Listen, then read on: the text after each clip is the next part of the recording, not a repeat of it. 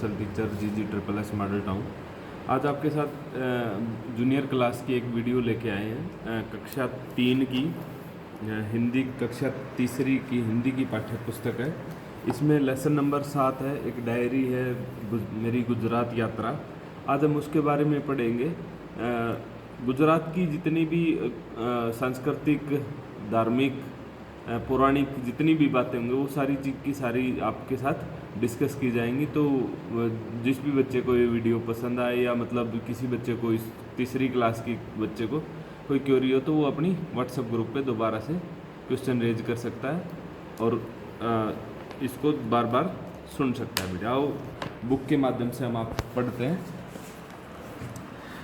Lesson number 7 है हमारा, मेरी गुजरात यात्रा। हिंदी की बुक है। अमित है एक लड़का जिसकी आयु अभी 10 वर्ष की है, किंतु उसे यात्रा करने का बड़ा शौक है। कहीं घूमने फिरने का मौका वह कभी नहीं चूकता। मतलब एक अमित नाम का लड़का है, उसको यात्रा करने का शौक है। जब भी उसको मौका मिलता है तो वो यात्रा करने के लिए निकल जाता है। तो अमित के चाचा जी गुजरात में रहते हैं। अमित के जो चाचा जी हैं वो गुजरात में रहते हैं। उन्होंने अमित को गर्मियों की छुट्टियों में गुजरात भ्रमण के लिए अपने पास बुला लिया। जब आप लोगों की भी गर्मियों की छुट्टियां होती हैं तो आप लोग भी जैसे किसी मौसा, चाचा, ताऊ या मामा के घर जाते हो, उसी प्रकार से अमित को भी उसके चाचा ने, गुजरात जो रहते हैं, उन्होंने उसको अपने घर बुला लिया। छुट्टियों में गुजरात भ्रमण के लिए बुला, मतलब गुजरात की जो यात्रा है ना, गुजरात भ्रमण, पूरा गुजरात दिखाने के लिए। गुजरात घूम के जाओ, आओ मेरे पास और गुजरात घूम के जाओ। गुजरात में अमित ने जो कुछ देखा और जाना उसे अपनी डायरी में इस प्रकार दर्ज किया।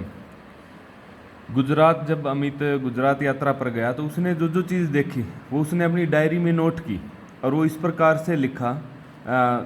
उसने लिखा कि 15 जून 2015, गर्मियों की छुट्टियां कब होती हैं? 15 जून, मतलब जून के महीने में हमारी गर्मियों की छुट्टी होती है। तो अमित जब उसके चाचा के यहाँ गया तो तब तारीख कौन सी थी? 15 जून 2015। ठीक है। लगभग 11 घंटे की ये रेल यात्रा के बाद आज सुबह ही गुड़गांव से अहमदाबाद पहुंचा। हरियाणा के एक शहर गुड़गांव से अहमदाबाद की दूरी 11 घंटे की रेल यात्रा के बाद आज सुबह ही गुड़गांव से अहमदाबाद पहुंचा। रात भर रेलगाड़ी के हल्के झटकों में नींद ठीक ठाक आई, परंतु थक गया था। गुड़गांव गया था। गुड़गांव से अहमदाबाद रात भर रेलगाड़ी के हल्के झटकों में नींद ठीक ठाक आई। जो रेल चलती है तो वो हिलती है, और हिलती है तो उसमें जो यात्री है वो जब थका होता है तो उसमें नींद आ जाती है।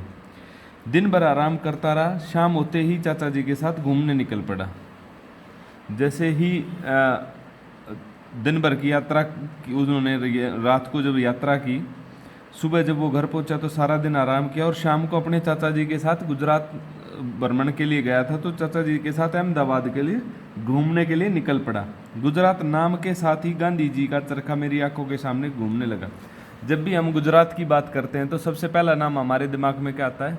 गांधी जी का नाम दिमाग में आता है। और गांधी जी का नाम दिमाग में आता है तो उनके साथ जुड़ी हुई चीज़ें, जैसे उनका चरखा, चश्मा, सब चीज़ें दिमाग में साथ साथ घूमती रहती हैं। गांधी जी की जन्मभूमि के बारे में किताबों में मैंने खूब रखा था, परंतु आज उसे अपनी आंखों से देखने अच्छा लग रहा था। साबरमती आश्रम में पहुंचा तो वहीं भजन सुनने को मिला, जिसे मैंने अपने विद्यालय के मंच पर बहुत बार गाया है। गांधी जी की जन्मभूमि कौन सी है? गुजरात, पोरबंदर। लेकिन अहमदाबाद में उनका एक आश्रम है, साबरमती। साबरमती आश्रम जब वहाँ अमित पहुँचा तो उसने वहाँ भजन सुनने का मौका मिला, जिसे मैंने अपने विद्या। गांधी जी एक भजन गाते थे, वैष्णव जन तो तने कहिए, जय पीड़ा पराई जाने रे। तो वो प्रेयर के रूप में भी अमित के स्कूल में गाई जाती थी। पर दुखे उपकार करे तो ये मन अभिमान ना आने रे। मैं भी खुद को रोक न पाया और अपने शौर उसी में मिला लिए। चाचा जी ने बताया कि यह भजन प्रसिद्ध भगत नरसिंह मेहता का है। देर रात तक इसी भजन को गुनगुनाते हुए मैं और चाचा जी घर लौट आए। 17 जून के लिए लिखता है, ये तो थी 15 जून की एक्टिविटी, अब वो 17 जून के लिए लिखता है कि 17 जून को उन्होंने क्या क्या किया। 17 जून 2015, आज सुबह से ही मैं बहुत खुश था। आज चाचा जी ने मुझे श्री कृष्ण की नगरी द्वारिका घुमाने ले गए। द्वारिका के बारे में पिताजी से सुना था, यह भारत के 4 धामों में से है, एक है। कहते हैं कि श्री कृष्ण मथुरा से यहाँ आए, इस नगरी को अपनी राजधानी बनाया। चाचा जी ने बताया कि द्वारिका भारत के पश्चिमी किनारे पर स्थित है। इस सुंदर नगरी को देखकर मन रोमांचित हो उठा। यही सुदामा अपने मित्र श्री कृष्ण से मिलने आए थे। देर रात तक मैं और चाचा जी गरबा नृत्य देखते रहे। स्त्री पुरुष सुंदर गुजराती पोशाक पहने बड़ा सा गोला बनाकर नाच रहे थे। श्री कृष्ण जी की जो राजधानी थी वो उन्होंने मथुरा से शिफ्ट करके द्वारिका बनाई थी। द्वारिका भारत के पश्चिमी किनारे पर स्थित थी। तो यह सुंदर नगरी को देखकर मन रोमांचित हो। अमित और उसके चाचा जी ने इसकी जब यात्रा की, यहीं सुदामा अपने मित्र श्री कृष्ण से मिलने आए। जो द्वारिका जो नगरी थी वहीं सुदामा जी अपने मित्र श्री कृष्ण से मिलने आए थे। देर रात तक मैं और चाचा जी गरबा देखते रहे। गरबा गुजरात का नृत्य है जो नवरात्रों में किया जाता है। आजकल नवरात्रे चले हुए हैं तो आजकल गरबा जो नृत्य है वो गुजरात की शान है। गरबा नृत्य देखते रहे। स्त्री पुरुष सुंदर गुजराती पोशाक पहने बड़ा सा गोला बनाकर नाच रहे थे। मैंने भी उस समूह में कदम ताल मिलाकर खूब नृत्य किया। गुजराती पकवान खाकर सारी थकान दूर हो गई। वहाँ आप फोटो में देख सकते हो कि ये गुजराती ड्रेस है स्त्रियों की, पुरुषों की। गुजराती ड्रेस में गोला बना के घूम घूम के डांस करते हैं, इसको हम गरबा कहते हैं। ये है द्वारिका धाम। श्री कृष्ण जी की जो का मंदिर है वो आपको इस फोटो में दिखाया गया है। 19 जून को जब उनकी यात्रा होती है, 19 जून की यात्रा के बारे में लिखते हैं। 19 जून 2015, गुजरात से अब घर लौट रहा हूँ। मैंने अमित वहाँ 15 जून से 19 जून तक रहा। गुजरात से अब घर लौट रहा हूँ। मैंने साबरमती आश्रम, द्वारिका के अलावा सोमनाथ का मंदिर, पालीताना की यात्रा भी की। गुजरात में कौन कौन सी यात्रा की अमित ने? सबसे पहले तो इसके गांधी जी के आश्रम साबरमती आश्रम में गए। फिर अगले दिन गए द्वारिका श्री कृष्ण जी की नगरी में। तीसरे दिन सोमनाथ जो शिव जी का मंदिर है, सोमनाथ के मंदिर में। और चौथे दिन पालीताना की यात्रा इन्होंने की। पालीताना जो है वो जैनियों का एक प्रसिद्ध स्थल है। तो उन्होंने लिखा कि 19 जून 2015 को जब वो घर लौट रहे थे तो गुजरात से अब घर लौट रहा हूँ। मैंने साबरमती आश्रम, द्वारिका के अलावा सोमनाथ का मंदिर, पालीताना की यात्रा भी की। पालीताना जैनियों का प्रसिद्ध मंदिर है। सोमनाथ शिव जी की का बहुत बड़ा मंदिर है। यहाँ बिताए दिनों की याद अपने साथ लेकर जा रहा हूँ। गुजरात के लोगों की वेशभूषा मुझे बहुत अच्छी लगी। पुरुष धोती पहनते हैं और सिर पर साफा या पगड़ी बांधते हैं। स्त्रियाँ अधिकतर कामदार लहंगे तथा ओढ़नी पहनती हैं। मैंने भी छोटी बहन के लिए पीले रंग का गुजराती लहंगा खरीदा है। उसे पीला रंग बहुत पसंद है। मुझे यहाँ के पकवान जैसे ढोकला, खांडवी, फाफड़ा, श्रीखंड, गुजराती कढ़ी आदि बहुत अच्छे लगे। गुजरात के जो पकवान है उसके बारे में लिखता है, ढोकला, खांडवी, फाफड़ा, श्रीखंड, गुजराती कढ़ी आदि बहुत अच्छे लगे। मुझे गुजरात में सबसे अच्छा यह लगा कि यहाँ सब लोग मिलजुल कर रहते हैं। जो गुजरात में अमित ने देखा कि वहाँ के जो लोगों के आपस में प्रेम है, भाईचारा है, उसको वो बड़े प्यार से निभाते हैं और सब मिलजुल कर रहते हैं। कोई लड़ाई झगड़ा या द्वेष किसी प्रकार का उनके बीच में नहीं है। ये सब देखकर मुझे गुजराती कवि की ये पंक्तियाँ याद आ गई। जो गुजराती कवि हुए उनकी पंक्तियाँ वो याद करता है। हिंदू मुसलमान पारसीओना અહીંયા तीरथ सागर, प्रभु छे एक, भूमि छे एक, पिता छे एक, मात छे एक।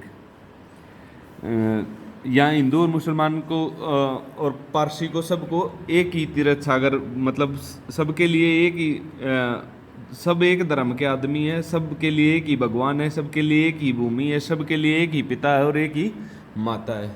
इस प्रकार अमित ने इस पूरी गुजरात यात्रा का वर्णन किया। इसमें कुछ कठिन शब्द है, उनके बारे में हम चर्चा करेंगे। अभिमान, अभिमान का अर्थ होता है घमंड। कुछ व्यक्ति जैसे कहावत है, लोगों को मुहावरा भी है, अभिमानी का सिर नीचा होता है, तो जो घमंडी होता है उसका सिर हमेशा नीचा रहता है। उपकार, उपकार का मतलब होता है भलाई। उपकार करने वाले की कभी हार नहीं होती, मतलब उपकार जो करता रहेगा भगवान उसकी सुनता रहेगा। कदम ताल, कदम से कदम मिलाकर चलना। जन, जन का मतलब है लोग। नृत्य, जैसे गुजरात का जो गरबा नृत्य है, नृत्य को कहते हैं नाच, जैसे नाचना। प्रभु, प्रभु का मतलब होता है भगवान, प्रभु का मतलब होता है भगवान। प्रसिद्ध, प्रसिद्ध का मतलब होता है विख्यात, मशहूर। प्रसिद्ध का मतलब होता है विख्यात और मशहूर। भ्रमण, भ्रमण का मतलब होता है यात्रा। क्या मतलब होता है? यात्रा। भ्रमण का मतलब यात्रा। वेशभूषा, जो गुजरात के नृत्य के टाइम जो वेशभूषा थी पुरुषों और स्त्रियों की, वेशभूषा का मतलब पहनावा। चाचा जी ने अमित को अपने पास क्यों बुलाया था? आपने पहले लेसन में पढ़ा है कि अमित को यात्रा करने का शौक था और गुजरात भ्रमण के लिए चाचा जी ने अमित को अपने पास बुलाया था कि यहाँ आओ और गुजरात का भ्रमण करो। अमित को यात्रा के दौरान थकान क्यों हो गई थी? अहमदाबाद, गुड़गांव से लेकर अहमदाबाद तक 11 घंटे का जो रास्ता था, वो आंसर में लिखेंगे हम कि गुजरात से अहमदाबाद का मतलब हमारा गुड़गांव से जो अहमदाबाद की यात्रा का जो सफ़र था वो 11 घंटे का लंबा सफ़र था, जिसके कारण उनको ट्रेन की सफ़र में, ट्रेन की यात्रा के दौरान थकान हो गई। गांधी जी का प्रिय भजन कौन सा है? इसे किसने लिखा? आपको हम दिखा सकते हैं। गांधी जी का प्रिय भजन है, वैष्णव जन तो तने कहिए जय पीड़ा पर आई जाने रे, पर दुखे उपकार करे तो ये मन अभिमान आने रे। ये हम प्रसिद्ध भगत नरसिंह मेहता के द्वारा लिखा गया शब्द था और ये भजन गांधी जी का सबसे प्रिय भजन था। कुछ गुजराती पोशाकों के नाम लिखें। गुजराती पोशाकों के आप नाम लिख सकते हो, जैसे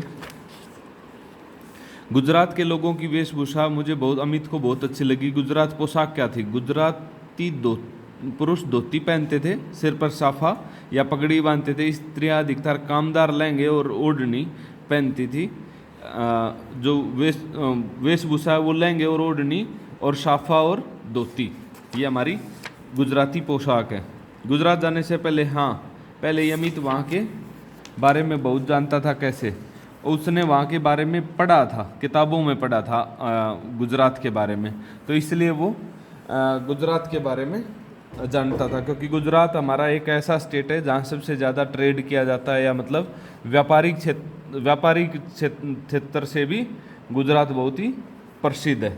तो हम उसके बारे में, गुजरात के बारे में जानते हैं।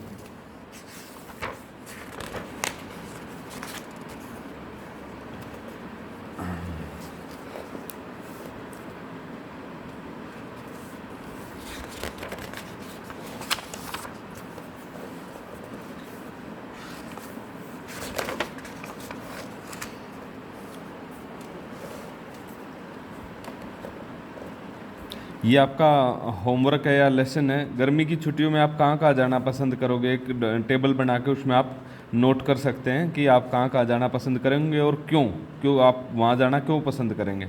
गांधी जी के बारे में जिसने पढ़ा है सोशल साइंस की बुक से या मतलब हमारी हिंदी की बुक से, वो उसके बारे में विस्तार से चर्चा करेंगे। अमित की जगह आप होते तो गुजरात के साथ साथ अपने साथ क्या क्या लेकर आते?